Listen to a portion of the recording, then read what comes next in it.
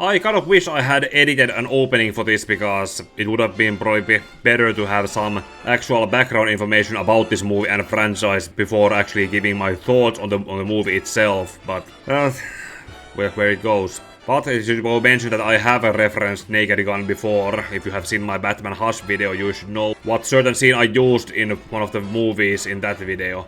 And in some other David Zucker movies. But we're going by the notes I wrote while watching the end credits. So, directed by Akiva Schaffer and written by Akiva Schaffer, Dan Gregor and Doug Maad, produced by Seth MacFarlane and Erica Huggins. I'd say those people most likely grew up watching these movies. At least I know that Seth MacFarlane has used the David Zucker's movies like Airplane and the Naked Gun movies as inspiration to his comedic work. Like I think Family Guy and American Dad have used it so most of the time.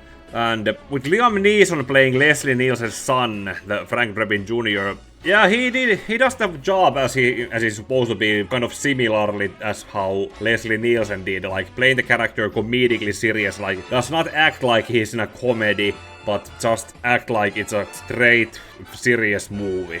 Well, it's written like a comedy and acted like it's a serious movie. And also in the trailers there was a scene where we see the pictures of Leslie Nielsen and George Kennedy and O.J. Simpson. There's that scene. It's pretty much used as some kind of meta commentary or admitting that they don't make movies like the original trilogy anymore. And this movie is pretty much saying that it tries to be its own version, not to copy what came before.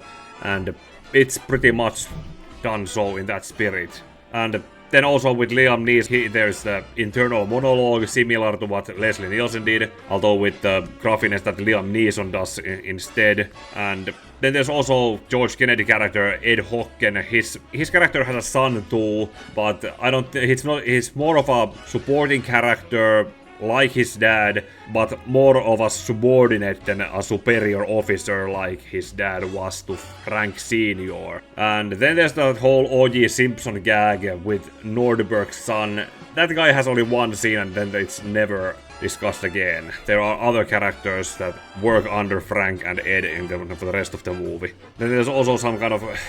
They use coffee quite a lot as a running gag. Like people, they drink coffee while coming into the room, throw their cups away and take another cup of coffee. And that is... I'm not sure if that's a gag that's overused too much. But later there's also something of a phone gag where Frank needs to throw his phones away and just breaks them. It uses the rule of three. Then when it comes to the villains, there's Danny Houston and Kevin Durand, who play the main bad guy and the main bad guy's #1 guy. Pretty much like we're going with the first two movies. Like we had Ricardo Montalban playing Vincent Ludwig and Robert Goulet played Quentin Habsburg in the second movie. It's done with those characters pretty much that they are introduced as kind of neutral or not actually bad guys, and then it's revealed to the audience that they are the bad guys. And so that it's not a twist, it's kind of like those old school thrillers that we know that they are the bad guys, and we are supposed to watch and wait for the main characters like Frank Jr. to learn and figure out that they're the bad guys. And when it comes to the evil plot that they have, it's pretty much like basically like a doomsday plan to reboot the world.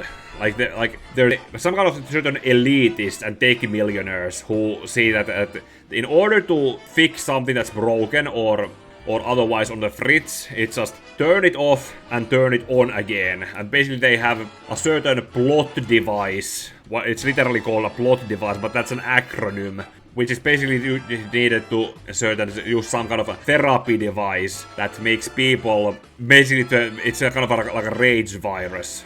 Something similar to 28 Days Later and Crazies, by making people act animalistically and mind controlled, basically turning people's psyches on the factory settings. And then they just go into their bunkers, let the people kill each other out, and then start over. That's the evil plan that the villains have. But it's also kind of funny because they are not as tough as they think they are. because eventually when it comes to like chasing them and getting to and confronting the villains, yeah, Frank Jr. beats him up too easily, and that's pretty much that. Okay, then it comes to the love interest played by Pamela Anderson, Beth. She's the sister of the victim who works as a crime novelist and is that way motivated to avenge her brother's death, which leads to her trying to get herself involved with the investigation, and that way getting close to Frank, and basically that leads to the shenanigans that eventually builds the relationship between them, similar to how it was built between Frank Sr. and Priscilla Presley's Jane. And Priscilla Presley actually has a cameo as Frank Jr.'s mom. There's a scene in the movie where, during the climax, where Frank Jr. is trying to stop something. It's shown on television, and Priscilla Presley has a cameo watching it on TV. And it says that a mother seeing her grown-up son doing something so embarrassing, it's one of those kinds of humoristic cameos. And that's pretty much all the notes I was able to write, so I suppose, without spoiling or talking too much about the details, how would this movie stand with the original trilogy? Somewhat well. The humor and jokes, writing and the comedy timings, they are done in the same similar spirit as the original movies. But like it's in the opening, it's trying to say, we have Liam Neeson's Frank Jr. talk to the picture of Frank Sr., aka the picture of Leslie Nielsen, trying to say, doesn't try to be the same, tries to be its own version, but something that is worthy of what came before. Overall, I would recommend people to watch this. The comedy works, Liam Neeson can do the same comedically serious timing stuff that Leslie Nielsen was able to do, so he was pretty much the perfect choice to play the legacy character and the son of the original character. I suppose that's all I can say without dragging this too long.